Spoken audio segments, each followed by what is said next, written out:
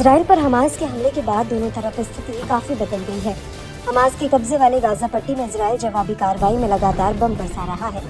Gaza पट्टी की फिजाओं में बारूद की गंध फैली हुई है, सड़कों पर लाशें पटी पड़ी हैं और आम जिंदगियां करह रही हैं। इजराइल की तरफ से गाजा पट्टी पर लगातार हमले से अब तुर्की बौखलाया हुआ है। तुर्की के राष्ट्रपति रेसिप तैयब एर्दोगन ने इल्जाम लगाया है कि इजराइल को एक देश की तरह पेश नहीं आ रहा। तुर्की के राष्ट्रपति ने चेतावनी देते हुए आगाह किया है कि अगर इजराइल ऐसा ही करता रहा तो तबाह हो जाएगा। तुर्की के राष्ट्रपति रेसिप तैयब एर्दोगन ने कहा, इजराइल को ये नहीं भूलना चाहिए कि वह एक देश है, न कि एक संगठन। इस तरह का व्यवहार करके इजराइल खुद को ही खत्म कर देगा। उन्होंने कहा कि नागरिक स्थलों पर बमबारी करना, नागरिकों की हत्या करना, मानवीय सहायता को रोकना, इस तरह का काम कोई देश नहीं करता, ये किसी संगठन का काम है। तुर्की के राष्ट्रपति एर्दोगन आमतौर पर संगठन शब्द का उपयोग तब करते हैं जब वह कुर्दिस्तान वर्कर्स पार्टी का उल्लेख करते हैं। यहाँ ये बताना जरूरी है कि पीकेके को तुर्की ने आतंकवादी ग्रुप के रूप में लिस्ट किया हुआ है।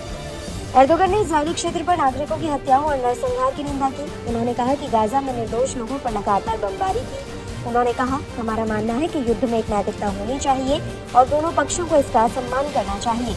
दुर्भाग्य से इजराइल और गाजा में इस सिद्धांत का गंभीर उल्लंघन किया गया है।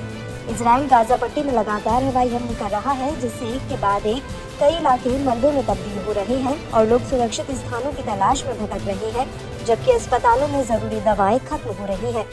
वहीं ईंधन के खत्म होने की वजह से गाजा के इकलौते बिजली संयंत्र को बंद करना पड़ा, जिससे लोगों की परेशानी में और इजाफा हो रहा है।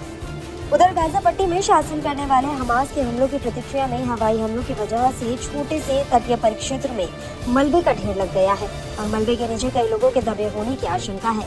हमास द्वारा इजराइल के तकरीबन 150 लोगों को बंधक बनाए जाने के बावजूद गाजा पर बमबारी जारी है। जंग में अब तक दोनों ओर से कम 2200 लोगों की मौत हो चुकी है और हालात और भी ज्यादा खराब होने की आशंका है, जिससे गाजा में रहने वाले लोगों की मुश्किलों में इजाफा होगा, जो पहले से जरूरी वस्तुओं और बिजली की कमी का सामना कर रहे हैं।